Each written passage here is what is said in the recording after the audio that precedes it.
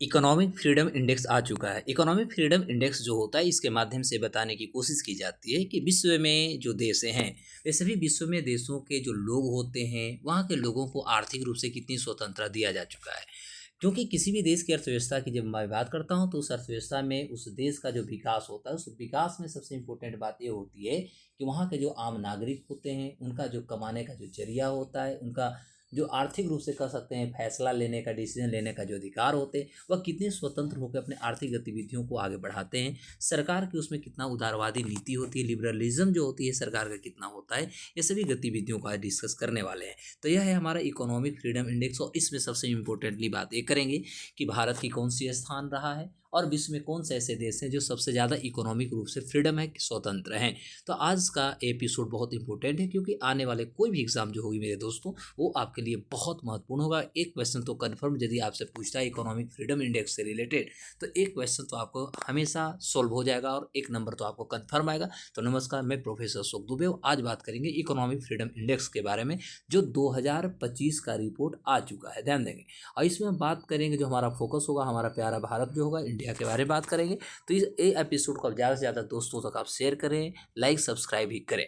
अब देखेंगे तो यदि हम इस रिपोर्ट के माध्यम से मैं आपको बता दूं, तो आप सबसे पहले बातों को समझने की कोशिश करेंगे कि यह 4 मार्च 2021 को पहली बार देखेंगे तो अमेरिकी थिंक टैंक जो है, जिसका नाम है द हेरिटेज फाउंडेशन, इसके द्वारा सबसे पहली बार आर्थिक स्वतंत्रता सूचकांक जो थी ये 2021 में जारी किया गया था। मतलब हुआ कि ये जो आर्थिक स्वतंत्रता जो सूचकांक है, यह 2021 से जारी किया जा रहा है। तो ये जारी करने वाली जो संस्था एक अमेरिका के थिंक टैंक है जिसका नाम है द हेरिटेज फाउंडेशन।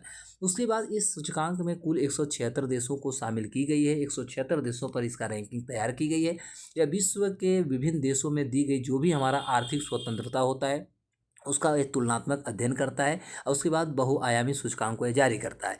यह सूचकांक आपको 12 मापक जो होते हैं, यानी 12 जो हमारा पैरामीटर्स होते हैं, इसके 4 स्तंभों को ये लेता है, जिसमें आपके कानूनी रूप से आप कितने स्वतंत्र हैं, आपका सीमित जो सरकार होती है उसका नियामक क्षमता का मतलब रेगुलेटरी जो आपको एफिशिएंसी होता है, और खुले बाजार के आधार पर इसको बनाया जाता है। मतलब ये जो रिपोर्ट होती है, इस रिपोर्ट को तैयार करने के लिए प्रमुख रूप से 4 स्तंभों को इसमें जोड़ा जाता है। एक हमारा लॉ होता है, एक हमारी गवर्नेंस होती है, एक हमारा रेगुलेटरी एफिशिएंसी होता है, और उसके बाद हमारा ओपन मार्केट होता है। और ये 4 जो हमारा पैरामीटर्स होता है, इसके माध्यम से हम कहेंगे कि इकोनॉमिक फ्रीडम इंडेक्स को जारी किया जाता है, तैयार किया जाता है। इस सूचकांक में शामिल जो देश होते हैं उनका वर्गीकरण मुख्य रूप से देखेंगे तो निम्न श्रेणियों में किया जाता है। जैसे कि मैं आपको बता दूं, सबसे पहला तो 3 देश जो होते हैं इसमें स्वतंत्र हैं, जिनका स्कोर 100 से 80 के बीच में जो होता है, उसमें 3 देशों को स्वतंत्र देश घोषित किया जाता है।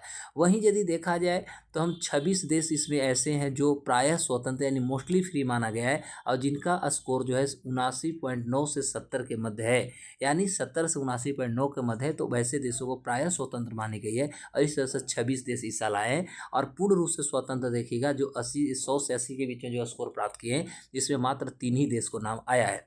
वहीं यदि बात करते हैं तो हम नियंत्रित रूप से स्वतंत्र की बात करें तो इसमें 58 देशों को नाम आई है, और इनका जो स्कोर है वह 60 से लेकर 69.9 है। वहीं यदि हम प्रायः गैर स्वतंत्र की बात करें तो जिनका स्कोर 50 से लेकर 59.9 होगा, इसमें 60 देशों का नाम आया है। और अंतिम रूप से हम देश दमित यानी रिप्रेस्ड की बात करेंगे तो जिनका स्कोर कह सकते हैं कि लगभग 49.9 या उससे कम है, तो ऐसे 29 देशों को इसमें सम्मिलित की गई है। तो ये आपके लिए डेटा जो बहुत इंपॉर्टेंट होगा, क्योंकि हर एग्जाम में इस तरह से क्वेश्चंस आपसे पूछे जाएंगे।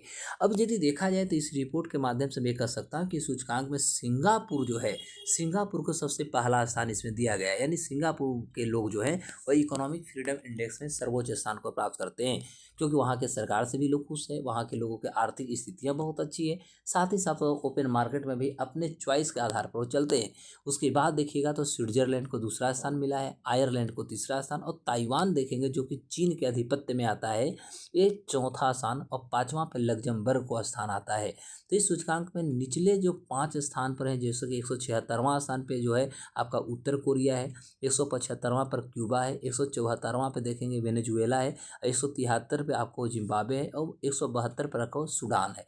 यानी सबसे अंतिम स्थान पर देखिएगा तो 176 में उत्तर कोरिया है। चूँकि आपको पता है कि उत्तर कोरिया में जो है पूरा का पूरा कम्युनिस्ट विचारधारा है, और वहाँ की सरकार जो होती है सरकार के अधीन जनता चलते है, जनता की किसी प्रकार की कोई स्वतंत्रता नहीं, चाहे वो आर्थिक हो, सामाजिक हो, कल्चरल, कोई भी स्वतंत्रता नहीं मिलती है।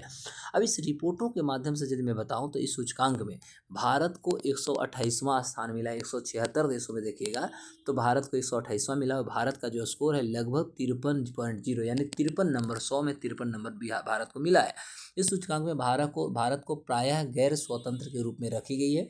भारत के जो भी पड़ोसी जैसे भूटान को 102वां स्थान मिला है, चीन को 151वां स्थान मिला है, नेपाल को 131वां स्थान मिला है, श्रीलंका को 148वां, अब बांग्लादेश को 122वां स्थान मिला है और वहीं पाकिस्तान को देखा जाए तो 150वां स्थान मिला है। मतलब मोटा मोटी देखा जाए तो हम कह सकते हैं कि भारत की स्थिति जो है, चाहे हम चीन की बात करें, नेपाल, श्रीलंका, बांग्लादेश के साथ साथ पाकिस्तान की बात करें, तो ये सभी से भारत की स्थिति बहुत अच्छी है। हम कह सकते हैं केवल भारत के पड़ोसी राष्ट्रों में भूटान की स्थिति जो है भारत से अच्छी है, अदरवाइज भारत सभी से लगभग अच्छी स्थिति में। तो दोस्तों ये आपको एपिसोड कैसा लगा आप हमें कमेंट सेशन के माध्यम से जरूर बताएं। फिर हम एक नए एपिसोड के साथ मिलते हैं, तब तक के लिए नमस्कार, जय हिंद।